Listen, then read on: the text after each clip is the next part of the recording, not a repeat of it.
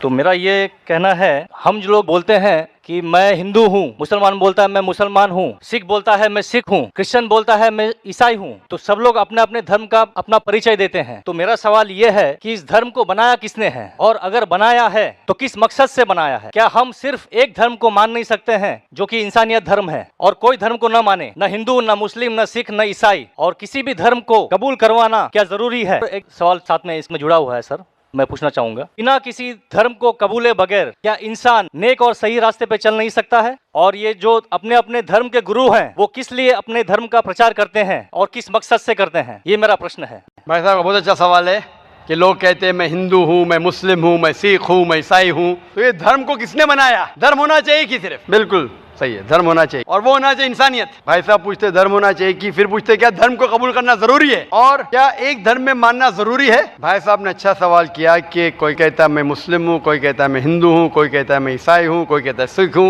ये धर्म को किसने बनाया और धर्म होना चाहिए एक? आपका पहले भाग जो सवाल का बिल्कुल सही है। कुरान में अल्लाह ताला फरमाते सूरह अल इमरान में सूरह नंबर 3 आयत नंबर 19 में, इन्ना दीन इंदल्लाहिल इस्लाम, अल्लाह के नजदीक सिर्फ एक ही दीन सही है, वो है अपनी जिंदगी अल्लाह के, खुदा के, ईश्वर के, भगवान के अहकामात के मुताबिक बसर करना। तो दीन होना चाहिए एक ही। ये इतने दीन किसने बनाया? इंसानों ने बनाया।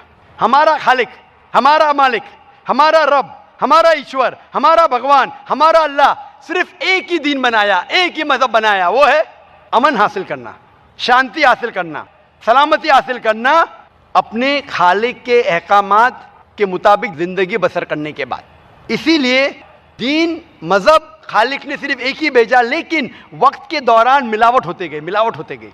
मिलावट होने की वजह से अल्लाह ने दूसरे नबी भेजे, दूसरी किताब भेजी, फिर मिलावट हुई और दूसरे पैगंबर भेजे और एक किताब भेजे उसे सही करने के लिए। इस तरीके से अल्लाह के रसूल मोहम्मद सल्लल्लाहु अलैहि वसल्लम फरमाते कि अल्लाह ने इस जमीन पे 1,24,000 पैगंबर भेजे, कई किताबें भेजे, आखिरी किताब कुरान मजीद। कुरान में लिखा है सूरह राद में सूरह नंबर 13 आयत नंबर 7, वलिकुल्लि कौमिन हाद, कि हर कौम पे मैंने पैगंबर भेजा। सूरह राद सूरह 13 आयत नंबर 7, और सूरह राद सूरह नंबर 13 आयत नंबर 38 में कि हर दौर में हमने एक किताब नाजिल की, आखिरी किताब है कुरान, आखिरी पैगंबर मोहम्मद सल्लल्लाहु अलैहि वसल्लम। हमारे खालिक ने एक ही मजहब भेजा, हमने उसमें मिलावट पैदा की। मजहब का अगर सही मानी ले, हिंदू की क्या मानी? हिंदू की मानी ये है कि जो इंसान हिंदुस्तान में रहता है, जो इंडस वैली के इस तरफ रहता है, उसे कहते हैं हिंदू। ये लफ्ज सबसे पहले बार इस्तेमाल किया था अरबों ने हिंदुस्तानी के लिए। इस लफ्ज के एतबार से मैं हिंदू हूँ। उसके बाद लोगों ने कहा कि नहीं, हिंदू वो है जो बुत परस्ती करता है, वो गलत है। तो सही मानी हिंदू के मैं हिंदू हूँ। ईसाई के मानी क्या? ईसाई के मानी जो ईसा अलैहिस्सलाम के पैगाम पे अमल कर रहा है, ईसा अलैहिस्सलाम ने जो चीज सिखाई उस पर अमल करता है। मैं कहता हूं कि मैं जो अपने आप को ईसाई कहते हैं उससे ज्यादा ईसाई हूं, क्योंकि मैं ईसा अलैहिस्सलाम की बातों पे और अमल करता हूं बनिस्बत वो लोग जो अपने आप को ईसाई कहते हैं। तो उस लिहाज से मैं और पक्का ईसाई हूं। जू का मतलब क्या? जू का मतलब वो जो खुदा से, अल्लाह से मोहब्बत करता है। मैं अल्लाह से मोहब्बत करता हूं। मुस्लिम के मानी क्या? मुस्लिम के मानी वो इंसान जो अमन सलामती हासिल करता है अपनी जिंदगी को अल्लाह के अहकामात के मुताबिक बसर करने के बाद। मैं मुस्लिम हूं। अब समझ रहे? ये मिलावट बाद में आई, जो ईसा अलैहिस्सलाम ने सीखा उसमें मिलावट आई। तो धर्म सिर्फ एक होना चाहिए। आपका दूसरा भाग, हम क्यों ना सिर्फ इंसानियत पे अमल करें? भाई साहब, आप अच्छे मुसलमान बनने के लिए सबसे पहले आपको अच्छा इंसान बनने पड़ेगा। अच्छा इंसान बनना मतलब, एक मिसाल दे रहा हूं जो मैंने कल दिया था। अच्छा इंसान बनना मतलब स्कूल पास करना। अच्छा मुसलमान बनना मतलब PhD। तो PhD करने के लिए पहले 10वीं तो पास करने पड़ेगा। 10वीं पास करने के बाद ही PhD कर सकते। आप बोले 10वीं के बाद मैं खुश हूं, नहीं, मैं PhD के बाद खुश हूं। तो अच्छा मुसलमान बनने के लिए अच्छा इंसान बनना जरूरी है। जैसा मैंने शुरू में कहा, आप एक मुझे इस्लाम की तालीम बताओ जो इंसानियत के खिलाफ है, एक भी नहीं।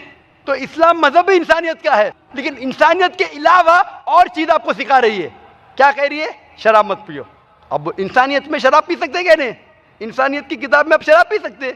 हमारा खालिक बोलता है नहीं, शराब पीने से क्या होता है? आज जितने बलात्कार हो रहे, 80% से ज्यादा जो आदमी बलात्कार कर रहा है, या वो औरत जिस पे बलात्कार हो रहा है, या दोनों, तीनों में से एक शराब के नशे में था।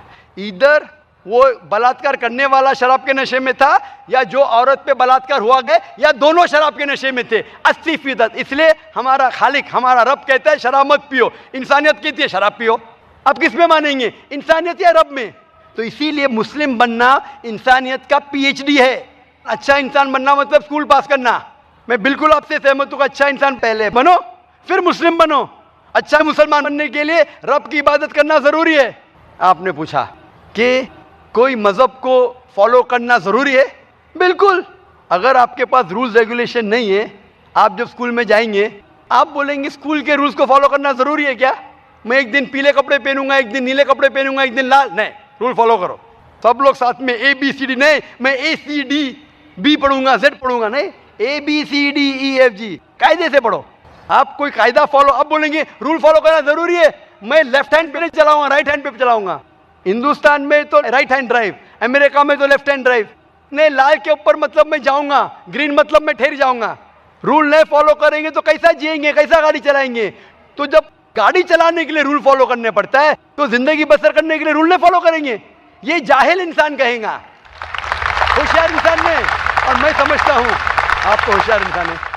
गाड़ी चलाने के लिए रूल चाहिए, स्कूल में जाने के लिए रूल चाहिए, जिंदगी बसर करने के लिए रूल नहीं।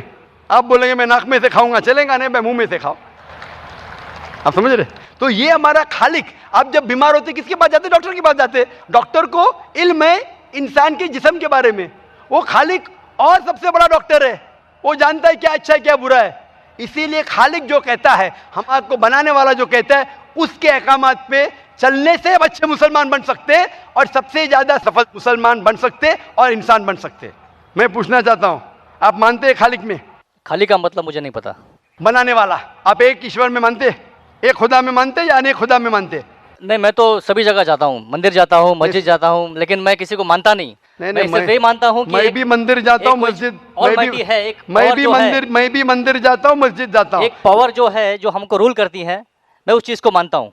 एक पावर, दो पावर ने ना, एक पावर जो है, वही तो पूछ रहा हूँ मैं। एक पावर को मानते हैं, दो पावर को मानते हैं? एक ही पावर को मानता हूँ। मैं भी एक पावर को मानता हूँ। मंदिर भी जाता हूँ, मस्जिद भी जाता हूँ, लेकिन मंदिर जाके बुत परस्ती नहीं करता हूँ, मूर्ति पूजा नहीं करता हूँ, क्योंकि वो पावर कहती है मूर्ति पूजा मत करो।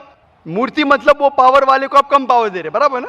तो हिंदू मजहब कहता है मूर्ति पूजा मत करो, ईसाई मजहब कहता है मूर्ति पूजा मत करो, कुरान कहता है मूर्ति पूजा मत करो। एक पावर, उसको पावर कहो, ईश्वर कहो, खुदा कहो, अल्लाह कहो, लेकिन एक है ना कि दो है? एक ही है। बिल्कुल से एक पावर को मानते, बिल्कुल। यानी एक ईश्वर को मानते, बिल्कुल। एक खुदा को मानते, बिल्कुल। एक अल्लाह को मानते, बिल्कुल। आप मानते हैं कि बुत परस्ती, मूर्ति पूजा गलत है? गलत तो है, लेकिन मैं करता हूँ। हाँ, यही तो बात है। आप मानते हैं गलत, अल्हम्दुलिल्लाह, करते वो चलते आ रहा है, बचपन से चलते आ रहा है। मेरे परदादा भी कहते थे कि जमीन चपटी है, लेकिन मैं जब स्कूल में जाता हूँ डॉक्टर बन गया। बट हम मूर्ति की पूजा करने की वजह से मैं मानता हूँ कि मैं गॉड फियर हूँ, मुझे डर है, मेरे वालिद गलत काम से बचता हूँ। हाँ, गलत काम करते लेकिन गलत काम से बचते, दोनों में टकराव है। आप गलत काम से बचते फिर बोलते गलत काम करते। मूर्ति की पूजा करने से मैं गलत काम से बचता हूँ। आपने कहा मैं मानता हूँ। आपने कहा मूर्ति पूजा करना गलत है, मैं मूर्ति पूजा करता हूँ, गलत काम से बचता हूँ, तीनों में टकराव है। मैं हिंदी में जरा कमजोर हूँ। आपने कहा कि मूर्ति पूजा करना गलत है, लेकिन फिर भी मैं करता हूँ और गलत काम से बचता हूँ, दोनों कॉन्ट्रडिक्टिंग है। शराब पीना गलत है, फिर भी पीता हूँ और गलत काम नहीं करता। अरे पीऊंगा तो बलात्कार करूंगा ना। मैं नहीं पीता हूँ। आप नहीं पीते, अच्छी बात है, अल्हम्दुलिल्लाह। आपके वेद में लिखा है, बाइबल में लिखा है, कुरान में लिखा है, तो क्यों करते? बचने का है तो उस पावर, उस ताकत, उस अल्लाह, उस खुदा, उस भगवान के अहकामात पे अमल करो। मूर्ति पूजा करने से क्या मिलेगा आपको? आप कुरान मजीद पढ़ो, कुरान मजीद आखिरी पैगाम है उस पावर का। तो अगर आप जानते हैं कि मूर्ति पूजा गलत है, तो गलत काम से क्या सही रास्ता मिल सकता है? चोरी करना गलत है, लेकिन मैं क्या करता हूँ? चोरी करता हूँ और गरीबों में बांटता हूँ, सही है? गलत है, गलत है। चोरी करना गलत है, आप मानते क्या? चोरी करता हूँ लेकिन गरीबों में बांटता हूँ। अरे गरीबों में बांटने का तो मेहनत करके बांटो ना, चोरी करके मेहनत मत करो, मेहनत करके मेहनत करो और हलाल की कमाओ और गरीबों में बांटो। उसी तरीके से जो आप जानते हैं मूर्ति की पूजा गलत है, फिर क्यों करते? क्योंकि आपके परदादा करते आए हैं। मेरे परदादा कहते थे दुनिया चपटी है, लेकिन मैं कहता हूँ दुनिया गोल है क्या चपटी है? गोल। आपके परदादा क्या कहते थे? चपटी क्या गोल? गोली कहते थे। परदादा? आपके बाप दादा ने परदादा गोली कहते थे। कभी 1000 साल पहले? बिल्कुल। आपके दादा का नाम क्या था? पता नहीं। हाँ, तो आप खाली हवा में फेंक रहे हैं। इंसानियत 1000 साल पहले कहती थी कि दुनिया चपटी है। आपके परदादा का नाम क्या, मैं नाम लिखूंगा ना साइंटिस्ट बुक में, आपके परदादा का नाम क्या है? पता आपके परदादा क्या कहते थे, दुनिया चपटी है क्या बोले? मैं कुछ नहीं कह सकता इसके बारे हाँ। में, क्योंकि मैंने सुना नहीं है क्या कहते थे। बराबर। लेकिन साइंस कहती है मेरे परदादा और आपके परदादा कहते थे कि चपटी है। आप मानते हैं चपटी है? नहीं, क्योंकि आप तरक्की कर चुके हैं। जब तरक्की करते हैं गलत चीज को छोड़ देने का है। अभी बुत परस्ती करेंगे या छोड़ देंगे? कोशिश करूंगा छोड़ने की। हाँ, ये बात हुई ना, ये मर्दानी बात हुई ना। माशाल्लाह, ये अच्छी बात है कि भाई साहब मानते एक पावर में, एक खुदा में, एक ईश्वर में, एक भगवान में। बुत परस्ती गलत है और कोशिश करेंगे इसको छोड़ने की। आप मानते हैं कि मोहम्मद सल्लल्लाहु अलैहि वसल्लम पैगंबर है? पता नहीं, मुझे नहीं मालूम। इसीलिए मैं चाहूंगा कि आप कुरान मजीद पढ़िए। जी। मैं आपको कुरान मजीद का तर्जुमा दूंगा। जी। अंग्रेजी जानते तो अंग्रेजी में दूंगा, हिंदी जानते हिंदी में दूंगा। पढ़िए, इससे आप हिदायत पाएंगे और इंशाअल्लाह जो भी मुश्किल आते हैं आप मुझे पूछ सकते हैं या हमारे इदारे को लिख सकते हैं। और जब आप एकदम संतुष्ट हो जाएंगे कि ये सही किताब है, फिर आप एकदम अच्छे, अभी आप इंसान हैं, अच्छे इंसान हैं और अच्छे PhD बनेंगे। उस दिन का मैं इंतजार करूंगा। शुक्रिया। क्वेश्चन मेरा सवाल ये है कि चमत्कार और पुनर्जन्म, जैसे साईं बाबा सबको बोलते थे कि सबका मालिक एक है, और उनकी अभी बहुत बड़ी मूर्ति बनती है, और उसके बाद अभी उनकी कहीं इंग्लैंड भी उनका कोई पादुका जाती है, और उनके बाद अभी एक शख्स भी बीच में था कि जो अभी गुजर गया, वो बोलता था कि मैं साईं का दूसरा अवतार हूँ। तो आप उसके बारे में कुछ बता सकते हैं? और वो चमत्कार करते थे कि उबले हुए पानी में हाथ डालते थे या फिर बीमार आदमी को ठीक करते थे, ये सही था कि गलत था? भाई साहब का जवाब देने के पहले मैं ये कहना चाहूँगा कि ख़वातीन की शोबे से सवाल था। मैं ख़वातीन को ये कहना चाहता हूँ कि इस्लामिक रिसर्च फाउंडेशन की लेडीज़ विंग भी है, और आपको जान के खुशी होगी कि हमारे इस्लामिक रिसर्च फाउंडेशन में 30 से ज़्यादा मुकर्रिरीन हैं, 30 से ज़्यादा ख़वातीन हैं जो माशाअल्लाह तकरीर करते हैं। और हमारे पास कई प्रोग्राम है ख़वातीन के लिए खुसूसन, और इस ख़वातीन के शोबे की प्रेसिडेंट मेरी अहलिया है फ़रत नाइक, और यहाँ कई प्रोग्राम होते हैं। और मैं चाहता हूँ कि इतनी ख़वातीन बड़ी तादाद में हैं, माशाअल्लाह पूरा दरिया हैं। मैं कहना चाहता हूँ कि इस्लामिक रिसर्च फाउंडेशन में कई प्रोग्राम होते हैं। मिसाल के तौर पे इस्लामिक ट्रेनिंग होती है, इस्लामिक रिसर्च फाउंडेशन में मैरिज प्रिपरेटरी कोर्सेज होते हैं, इस्लामिक रिसर्च फाउंडेशन में फ़हमुल कुरान होता है 30 दिन का, और यहाँ कई प्रोग्राम होते हैं। आप लेडीज़ विंग के स्टॉल पे जा सकते हैं, और हर हफ्ते 2 बार तकरीर होती है, सैटरडे सनीचर को और मंडे पीर को। हफ्ते में 2 बार होता है तकरीबन 3:30 बजे। और जो प्रोग्राम्स होते हैं, Fahmul Quran, marriage preparatory course, Islamic training programme, उसकी डेट मुकर्रर की जाती है। आप लेडीज़ विंग में कांटेक्ट कर सकती है। और मैं चाहता हूं कि अगर आप ये प्रोग्राम अटेंड करेंगे, इंशाअल्लाह आपको बहुत फ़ायदा होगा और आप इंशाअल्लाह इस्लाम के करीब रहेंगे। भाई साहब ने एक सवाल पूछा है कि साईं बाबा कहते थे कि भगवान एक है, ईश्वर एक है, और वो चमत्कार करते थे, और लोगों ने साईं बाबा की मूर्ति बना दी और वो उबलते हुए पानी में हाथ डालते थे। कैसा? भाई साहब, इसे कहते हैं मैजिक। मैजिक मतलब चमत्कार नहीं, ये मैजिक एक टेक्निक है जिसके ज़रिए आप ऐसी चीज़ कर सकते हैं जो अपनी आंखों से नज़र आता है कि चमत्कार है। एक होता है मिरेकल, चमत्कार, जो पैगंबर करते थे। अभी पैगंबर का आने का सिलसिला बंद हो गया। कुरान में लिखा है सूरह अहज़ाब में सूरह 33 आयत नंबर 40 कि मोहम्मद सल्लल्लाहु अलैहि वसल्लम आखिरी पैगंबर है। इसके बाद अगर कोई कहता है कि मैं पैगंबर हूँ, उसे साइकेट्रिस्ट की ज़रूरत है। किसकी ज़रूरत? साइकेट्रिस्ट की। पैगंबर का सिलसिला ख़त्म हो गया। लेकिन मैजिक, जब मैं स्कूल में था मैं भी मैजिक करता था। मैं क्या करता था? आठानी लेता था, सबको दिखाता था, रुमाल में डालता था, पानी के ग्लास में डालता था, रुमाल निकालता था, आठानी गायब। लोग समझते थे मैं चमत्कार करता हूँ। इसे कहते हैं हाथ की सफाई। हाथ की सफाई आसान है। मैं अठानी दिखाता था लोग को, इधर रहती थी मेरी कांच की गोल अठानी के साइज की कांच का टुकड़ा था, दिखाता था, रुमाल के अंदर अठानी से बदलता था वो कांच का टुकड़ा, टिंग टिंग आवाज आती थी, रुमाल को निकाल देता था, अठानी गायब। फिर आपके कान से अठानी निकालूंगा मैं। लोग बोले अरे चमत्कार, ये हाथ की सफाई है, इसे बोलते हैं मैजिक ट्रिक्स। ये कोई भी कर सकता है, कुछ बड़ी बात नहीं। आप इंसान को 2 टुकड़े में काटो, वापिस जोड़ो, ये हाथ की सफाई है, कोई चमत्कार नहीं है। एक मिसाल देता हूँ, पीसी सरकार, नाम सुना? पीसी सरकार जो बहुत बड़ा म्यूजिशियन था, वो साईं बाबा के पास गए। साईं बाबा क्या करते थे? चमचे को मोड़ते थे। उनने चमचे को सीधा कर दिया। साईं बाबा निकालते थे विभूत हुई, वो निकाले कबूतर। ये हाथ की सफाई है। कबूतर निकालना हाथ में से बहुत आसान है। ये आम तौर पे, क्योंकि आपके आंख देख नहीं सकती हाथ कितना फास्ट मूव होता है, हमें लगता है उबलते पानी में हाथ डालना। हमने साइंस में सीखा एक केमिकल डालेंगे तो पानी उबलता है ऐसा लगता है, हाथ डालेंगे ठंडा रहता है, दिखता है। आप भी हाथ डालो, आपका भी हाथ नहीं जलेगा। ये सब हाथ की सफाई है। तो हाथ की सफाई से आदमी पैगंबर नहीं बनता है। और मूर्ति बनाना गलत है। साईं बाबा की मूर्ति बनाना है ईसा अलैहिस्सलाम की। ईसा अलैहिस्सलाम अल्लाह के पैगंबर थे, उनने कहा मूर्ति पूजा गलत है, फिर भी ईसाई लोग मूर्ति बनाते। तो ईसा अलैहिस्सलाम की गलती नहीं, वो ईसाई लोग की गलती है। तो इसीलिए हमें अल्लाह के अहकामात पे अमल करना चाहिए। कुरान मजीद, आप इस्लाम के बारे में पढ़ चुके हैं भाई साहब? नहीं, कुछ पढ़ा नहीं हूँ, मैं पढ़ना चाहता हूँ। पढ़ना चाह आप जानते हैं कि खुदा एक है? आप मानते हैं कि खुदा एक है? हाँ, एक तो है। आप मानते हैं? आप मानते हैं कि बुत परस्ती मूर्ति पूजा गलत है? हाँ, मूर्ति पूजा गलत। आप मानते हैं ना? आप मानते हैं मोहम्मद सल्लल्लाहु अलैहि वसल्लम पैगंबर है? वो मैं जानता नहीं हूँ, इसके लिए मैं पढ़ना चाहता हूँ। तो आप इंशाअल्लाह कुरान मजीद का तर्जुमा लीजिए। कुरान मजीद के तर्जुमे से आपको माशाअल्लाह हिदायत मिलेंगी। आप जो ज़बान में जानते, हिंदी में जानते तो हिंदी में लीजिए, अंग्रेज़ी जानते अंग्रेज़ी में लीजिए। इसे पढ़िए, इस पे अमल करें, इंशाअल्लाह आपको हिदायत मिलेंगी और आपको सही रास्ता मिलेगा। मेरा आपसे एक सवाल है, इस्लाम में हर गुनाह माफ़ है, लेकिन शिर्क की माफ़ी क्यों नहीं है? अगर इंसान कत्ल करता है उसे माफ़ी है, जिना करता है उसे माफ़ी है, लेकिन शिर्क की माफ़ी क्यों नहीं है? भाई साहब का सवाल है कि इस्लाम में सारे गुनाह की माफ़ी है, शिर्क की नहीं। कत्ल करता है माफ़ी है, जिना करता है माफ़ी है, शिर्क की माफ़ी क्यों नहीं? आप कुरान मजीद के बारे में जिक्र कर रहे जो सूरह निसा में है, सूरह नंबर 4 आयत नंबर 48 और आयत नंबर 116। इन दो आयतों में सूरह निसा सूरह नंबर 4 में लिखा है कि अगर अल्लाह चाहे तो कोई भी गुनाह को माफ़ कर सकता है, लेकिन शिर्क को कभी नहीं माफ़ करेगा, क्योंकि जो शिर्क किया है वो बहुत भटक चुका है। तो इसमें यह नहीं लिखा है कि अब जिना करेंगे तो माफ़ करेगा ही, कर सकता है अगर आप तौबा करेंगे तो। अगर आप तौबा करते हैं कि मैंने जिना किया हूँ, मैंने कत्ल किया हूँ, मुझे माफ़ कर दे और इंशाअल्लाह मैं आइंदा नहीं करूँगा, तो अल्लाह माफ़ करेगा। उसी तरीके से शिर्क भी, अगर आप शिर्क करते हैं और अल्लाह से माफ़ी मांगते हैं कि मैं अगली बार शिर्क नहीं करूँगा, तो अल्लाह शिर्क को भी माफ़ कर सकता है। लेकिन शिर्क के हालत में मरेंगे तो माफ़ी नहीं है। आप मुशरिक जैसा मरेंगे, शिर्क करते हुए मरेंगे तो माफ़ी नहीं। अगर आपने शिर्क किया, लाइक आज आप देख रहे हैं, कल भी परसों भी कितने गैर मुस्लिम बुत परस्ती करते थे, शिर्क करते थे, मूर्ति पूजा करते थे, अभी मुस्लिम बन गए। अल्लाह ताला बेशक माफ़ करेगा। और जिस दिन आप इस्लाम कबूल किए, आपके पिछले गुनाह सारे माफ़, आपका स्लेट क्लीन।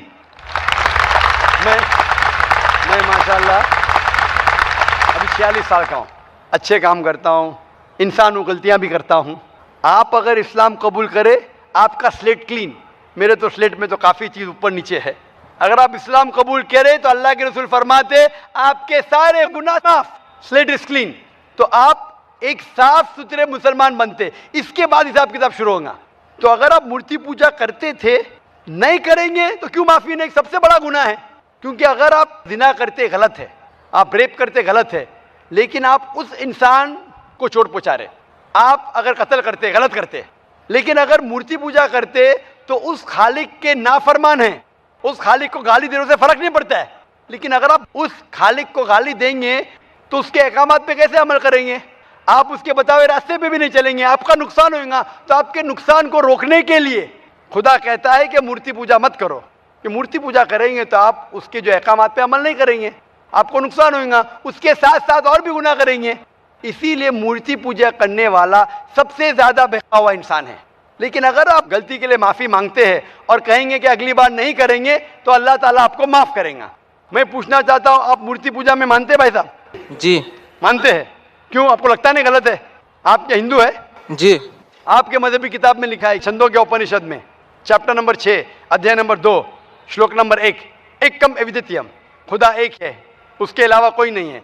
लिखा है श्वेता उपनिषद में अध्याय नंबर 6 मंत्र नंबर 9, नाचस्य कसी जनिता न चदीपा, उस ईश्वर, उस भगवान का कोई रब नहीं, उसके कोई वालदेन नहीं। लिखा है श्वेता उपनिषद में चैप्टर नंबर 4 मंत्र नंबर 19 में, न तस्य प्रतिमा अस्ति, उस ईश्वर, उस भगवान की कोई प्रतिमा नहीं, कोई अक्ष नहीं, कोई पिक्चर नहीं, कोई पेंटिंग नहीं, कोई फोटोग्राफ नहीं, कोई मूर्ति नहीं, कोई बुत नहीं।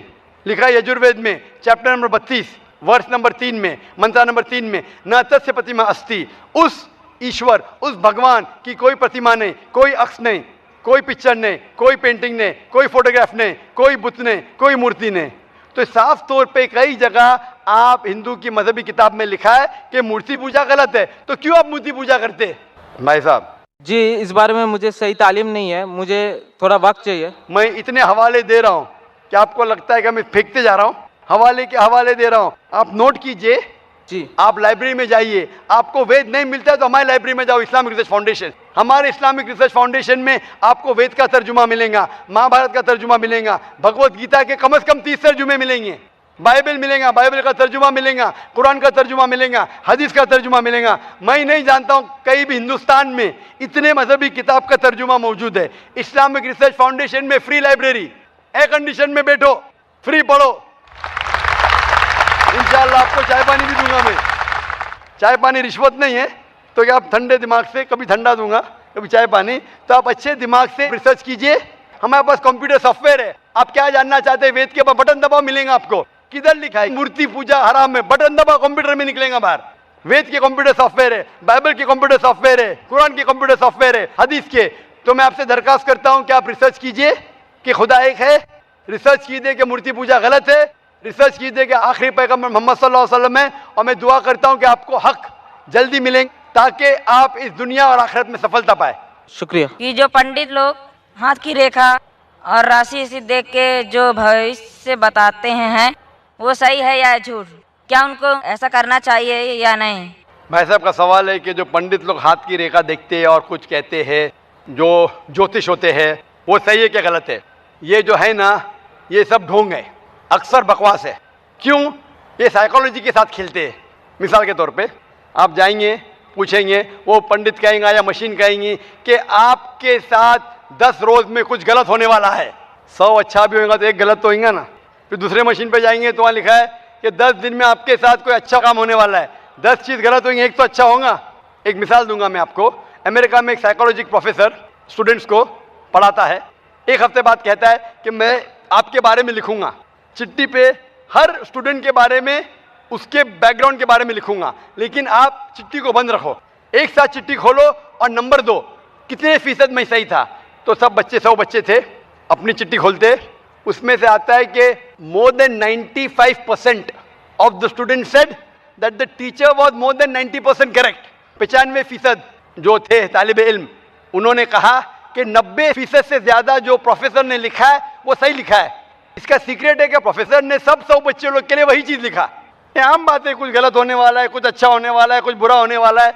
ये रेखा देखना, इसीलिए कुरान मजीद में लिखा है सूरह माइदा में सूरह नंबर 5 आयत नंबर 90 में, या लज़ीना आमनू इन्नमल खम्रु वल मैसरू वल अंज़ाबु वल अस्लामु, dedication of stones, divination of arrows, बुत परस्ती और फांसे फेंकना, रिज्सुम मिन अमली शैतान, ये शैतान के हथकंडे है। रिज्सुम मिन अमली शैतान फज्तनिबू लअल्लकुम तुफ्लिहून, और आप इससे बचो ताकि आप फलाह पा सको।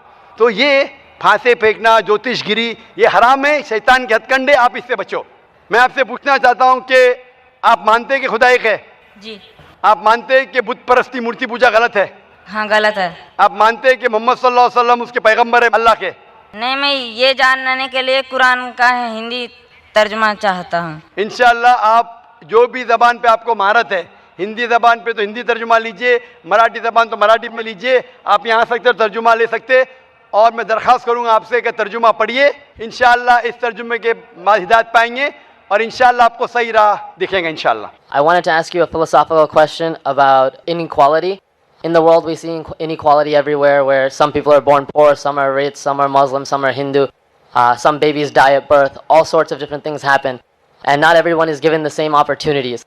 In Hinduism they say that there's reincarnation, they give karma siddhant, and they try to explain it in that way.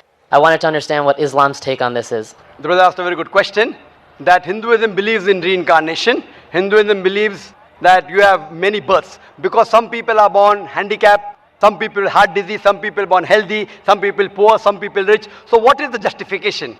So actually if you read the Hindu scriptures, in the Hindu scriptures the highest scripture is the Ved. In Ved, nowhere will you find anywhere about the concept of cycle of birth, rebirth, never. This cycle is called in Sanskrit as samskara. Samskara means cycle of birth, death. It's nowhere in Ved. It is the philosophy of the Hindu Pandits that because they could not justify that how could God be unjust, that some people are born rich, some poor, some healthy, some handicapped. So to justify this, they came with their own philosophy. What does the Veda says is there is Punarjanam. Punarjanam means Punar means next, Janam means life. There is next life. Even Quran says that there is next life, life after death, hereafter. So Ved matches with the philosophy of the Quran. This samskara philosophy is brought down by the Hindu Pandits because they could not justify how come some human beings are born handicapped, some healthy, some poor, some rich. The justification is there in the Quran. The Quran says your children, your wealth are a test for you. It's a fitna. Fitna means it's a test. God is testing different human beings with different tests. When you appear for an examination, the question paper keeps on changing. If the same question paper is there, then where is the test? Quran says in Surah Mulk, chapter number 67, verse number 2, Alladhi khalaqal mawta wal hayata. It is Allah who has created death and life to test, who is testing which is good indeed. So wealth and your children are a test. Example, suppose there is a very pious family. The mother and father always pray to God, they are good human beings. Now a handicap is born in the family. Now God is testing them more that do they yet believe in God or not. Some people with weak faith will start saying, what is this God? I am so good, yet in my family is born a handicapped child. The person who's really believing in God, he says, Alhamdulillah, praise be to God. Now, when you appear for an examination, if you appear for a BA degree, the test is easy. If you appear for MBBS medical degree, it is more difficult. But more difficult the examination, more higher is the reward. If you appear for MBBS, the moment you pass, you get a doctor before your name, correct? More difficult the test, more higher is the reward. So Allah may be testing the parents. They have already passed the low test. After they pass the low test, Allah wants to give them a more difficult test. In their house is born a handicapped child. Now Allah wants to test them, yet do they believe in Allah or not? If they pass, they get Jannat-e-Firdaus, a higher level of paradise. Nowhere does the Quran say the handicapped child will go to hell. Every child is born masoom, innocent. Allah gives you wealth. God gives you wealth to test how do you spend the wealth. If you are poor, you have to give no zakat. The poor man gets 100 out of 100 in zakat. The rich man, he may give zakat, may not give. He may give part zakat. He may get 0, he may get 10 out of 100, he may get 50, he may get 100. Poor man in zakat gets 100 out of 100. We say poor man, garib. Poor man has already got 100 out of 100 in zakat. So God Almighty tests different people in different way. Some with wealth, some with health, some with difficulty. So this is a test for the hereafter. So this is the philosophy of Islam, not birth, death, birth, death. Veda says that, Quran says that you're born here again, Allah will cause you to die, Allah will resurrect you on the day of judgment. Then there will be hisab kitab, there will be whether you have done good deeds or bad deeds. If your good deeds are more, then inshallah you will go to paradise. Hope that answers the question. I just wanted to say something about the person who said, like, first asked you the question about idol worship. I'm a follower of Lord Krishna, and I just remember something that my aunt once told me, and I just wanted to say that. It's like when we do idol worship, it's when we have a picture of them, or we can feel them. When you see them, you can actually feel what it is like, and you can praise them. It's what my perception is. So I just wanted to say that when related to the first person who asked you to, like, he doesn't know what he feels about idol worship. बहन ने सवाल किया है कि वो कृष्ण की पुजारी है और जब बुत परस्ती करती है, मूर्ति पूजा करती है, तो उस ईश्वर का फोटोग्राफ रखती है, उस ईश्वर की मूर्ति रखती है ताकि कंसंट्रेशन के लिए, तो इसीलिए वो मूर्ति पूजा करती है। बहन, आपकी हिंदू धार्मिक किताब में लिखा है कि मूर्ति पूजा गलत है, और मैं कई बार कह चुका हूँ, फिर से दोहराता हूँ कि लिखा है श्वेताश्वेतर उपनिषद में चैप्टर नंबर 4 मंत्र नंबर 19 और यजुर्वेद में अध्याय नंबर 32 मंत्र नंबर 3 में, न तस्य प्रतिमा अस्ति, उस ईश्वर, उस भगवान की कोई प्रतिमा नहीं, कोई फोटोग्राफ नहीं, कोई पिक्चर नहीं, कोई पेंटिंग नहीं, कोई बुत नहीं, कोई मूर्ति नहीं। आपकी मजहबी किताब में साफ तौर पे लिखा है मूर्ति पूजा गलत है, फिर भी हिंदू धर्म के अधिकारी पंडित मुझसे कहते, मैं जब कहता हूं आपके मजहबी किताब में साफ लिखा है गलत है, क्यों करते आप मूर्ति पूजा, तो वो कहते हैं कि मूर्ति पूजा करते हैं, मानते हैं गलत है, लेकिन मूर्ति पूजा करते कंसंट्रेशन के लिए। जब हम हायर लेवल ऑफ कॉन्शियसनेस पहुंच जाएंगे तो मूर्ति पूजा की जरूरत नहीं। पहले शुरुआत में कंसंट्रेशन के लिए मूर्ति जरूरत है, हायर लेवल पे, हायर कॉन्शियसनेस पे मूर्ति की जरूरत नहीं। तो मैं उनसे कहता हूं, उन पंडितों से और आपसे भी, हम मुसलमान हायर कॉन्शियसनेस पहुंच गए, हमें मूर्ति की जरूरत नहीं। मैं इनसे पूछता हूं कि शुरुआत में कहते हैं कि स्टार्टिंग में जरूरत है, बाद में नहीं। जब आप स्कूल में जाते हैं, पहली कक्षा में आप बेसिक सीखते, कठिन चीज बाद में सीखते, 8वीं 9वीं 10वीं में। तो मैथ्स में अगर कोई कहेगा 2 + 2 = 5, आपने कहेंगे गलत है, मैं जानता हूं, 10वीं में आऊंगा तो कहूंगा कि 2 + 2 is not 5, it is 4। आप बचपन में ही कहेंगे भाई 2 + 2 4 is the foundation। अगर हर मजहब का फाउंडेशन है कि भगवान की मूर्ति नहीं है, फोटोग्राफ नहीं है, बुत नहीं है, फाउंडेशन ही जब पहले गलत सिखा रहे तो आगे जाके कैसी इमारत बनेंगी। तो इसीलिए इन पंडितों से जब मेरी बहस होती है, गुफ्तगू होती है, वो जवाब ही नहीं दे सकते। वो बोलते मानता हूं कि हमारी मजहबी किताब में गलत है, लेकिन फिर भी इनिशियली कंसंट्रेशन के लिए। तो मैं कहता हूं कि हम मुसलमान इनिशियली भी हमें ज़रूरत नहीं मूर्ति की ना बुत की, हमें हमेशा हक बात कहना चाहिए। और ये साफ तौर पे लिखा है सारी मजहबी किताबों में, चाहे हिंदू मजहब की किताब हो, ईसाई मजहब की, यहूदी मजहब की, इस्लाम मजहब की, मूर्ति पूजा गलत है और हराम है और हमें इससे दूर रहना चाहिए। हमें खुदा के कलाम पे, खुदा के अहकामात पे अमल करना चाहिए, ये दीन के ठेकेदारों के नहीं।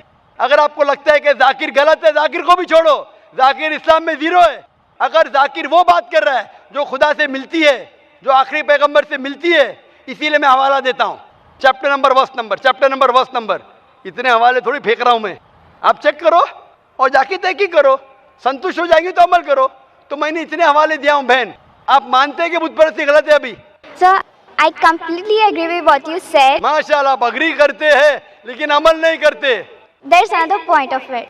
So, honestly, I am not such a religion follower. I just believe that I have a God, and even today, I haven't read many of the books of religion. I've just read Bhagavad Gita, and When Bhagavad Gita does it say that you have to do idol worship? Sister, I don't want you to be very religious. At least be little religious. And the basics of religion is that idol worship is haram. Idol worship is forbidden. I am asking you where, which chapter, which verse of Bhagavad Gita tells you that you have to do idol worship? Which verse? so I would like to say the reason I believe in idol worship. It is when I have a problem, a very big problem.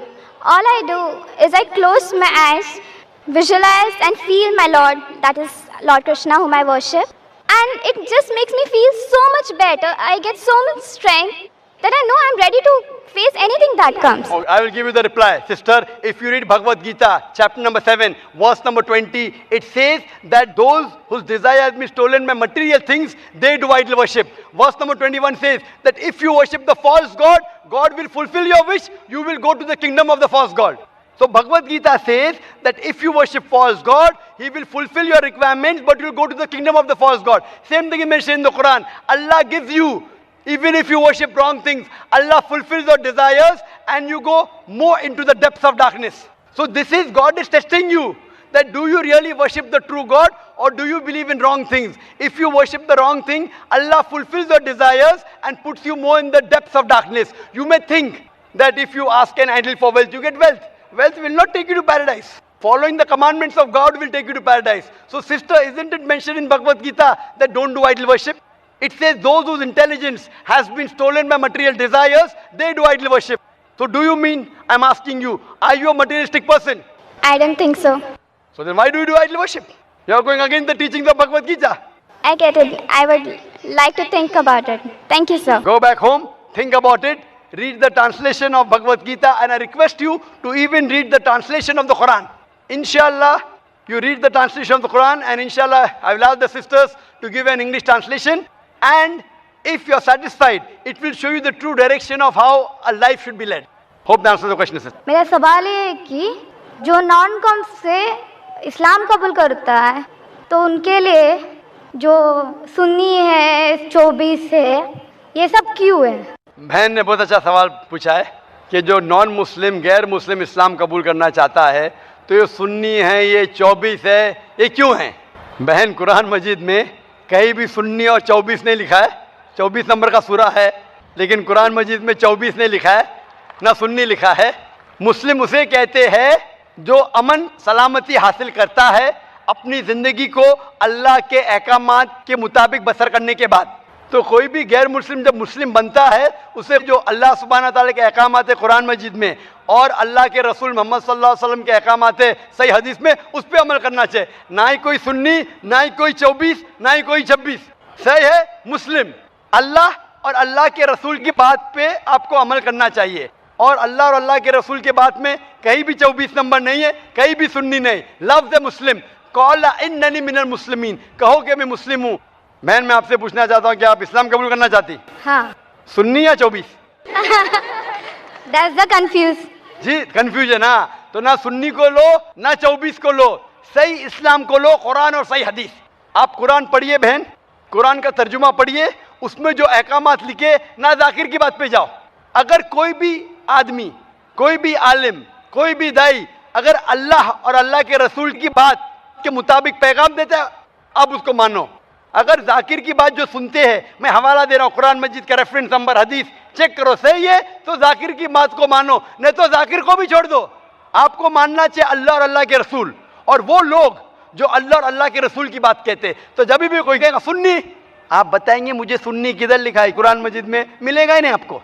Quran में लिखा है कौला इन्ननी मिनल मुस्लिमीन, कहो कि मैं मुस्लिम हूँ। सूरह फुसिलत में सूरह नंबर 41 आयत नंबर 33 में, इन्ना दीन इंदल्लाहिल इस्लाम। सूरह इमरान सूरह नंबर 3 आयत नंबर 19, फॉलो करो इस्लाम को और अपने आप को बुलाओ मुस्लिम। इसके अलावा इधर उधर मत भटको, कुरान के ऊपर अमल करो, उसका तर्जुमा पढ़ो और सही हदीस के ऊपर अमल करो अल्लाह के रसूल की। मैं पूछना चाहता हूँ, आप मानते हैं खुदा में? हाँ। आप मानते हैं कि अल्लाह एक है? हाँ। आप मानते हैं कि बुत परस्ती गलत है? हाँ। आप मानते हैं मूर्ति पूजा गलत है? हाँ। आप मानते हैं कि मोहम्मद सल्लल्लाहु अलैहि वसल्लम आखिरी पैगंबर है? हाँ। आपको कोई भी जबरदस्ती कर रहा है इस्लाम कबूल करने के लिए? नहीं।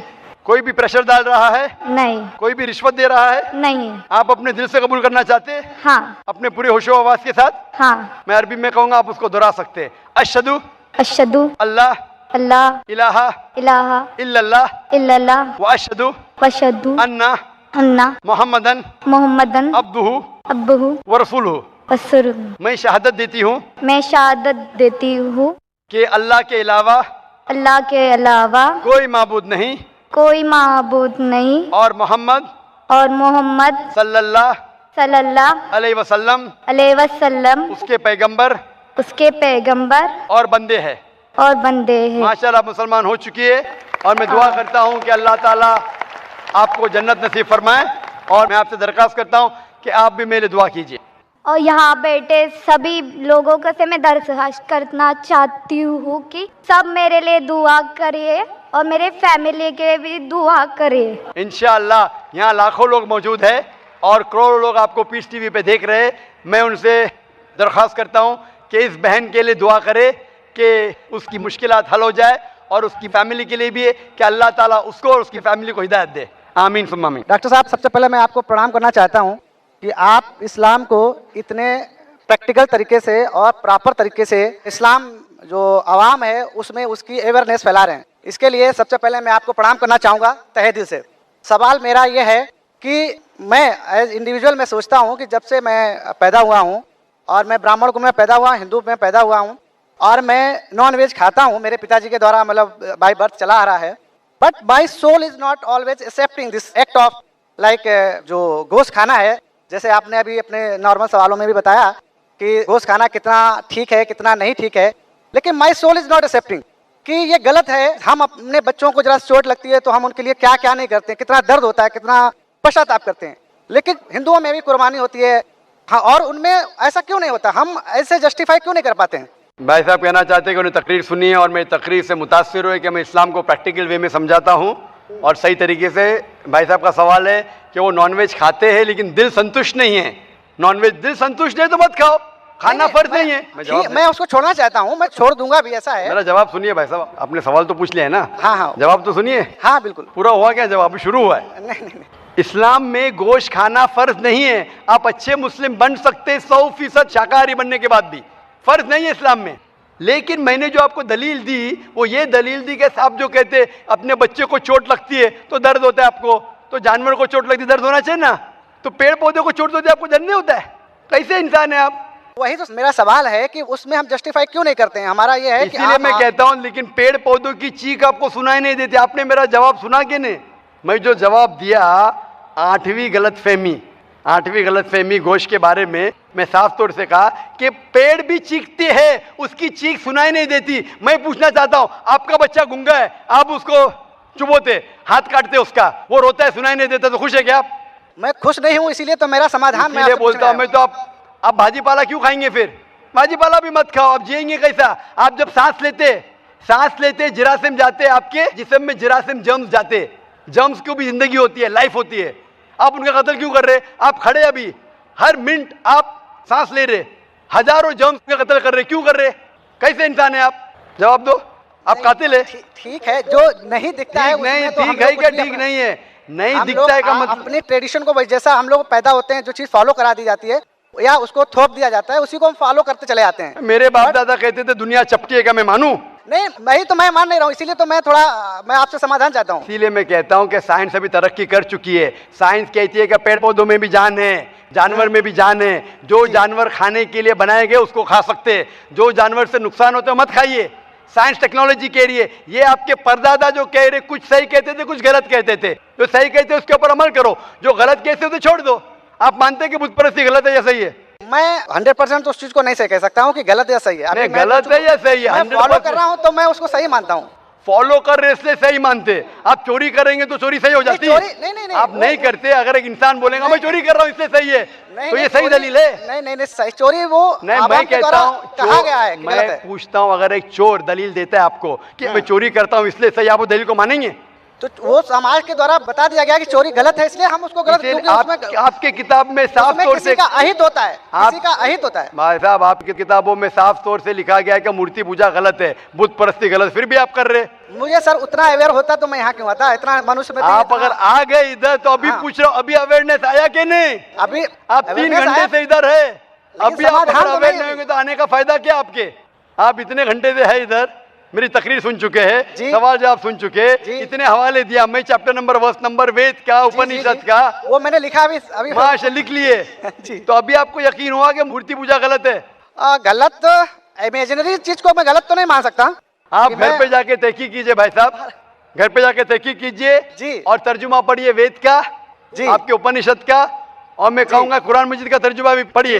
तर्जुमा के जरिए इंशाल्लाह हिदायत पाएंगे। जी जरूर। कि आपने कल की अवतार के बारे में बताया था, उसमें बताया था कि मोहम्मद पैगंबर साहब कल की अवतार से बिल्कुल मिलते जुलते हैं। तो कल की अवतार विष्णु भगवान का ही एक अवतार है। उसके हिसाब से हम लोग जो विष्णु भगवान को मानते हैं, आप लोग भी विष्णु भगवान के एक अवतार को ही मानते हैं। उस हिसाब से आप सभी भगवान विष्णु को ही अल्लाह मानते हैं। जो आप खुदा कहते हैं वो भगवान विष्णु ही है। माशाल्लाह, बहुत अच्छा सवाल है भाई का। उसने कहा जब आप कहते हैं कल की अवतार मोहम्मद सल्लल्लाहु अलैहि वसल्लम हैं और अवतार विष्णु की दूसरी शक्ल है, तो आप विष्णु में मानते हैं। भाई साहब, मेरी पूरी तकरीर है मोहम्मद सल्लल्लाहु अलैहि वसल्लम का जिक्र हिंदू मजहबी किताबों में, पूरी तकरीर में आप सुनेंगे।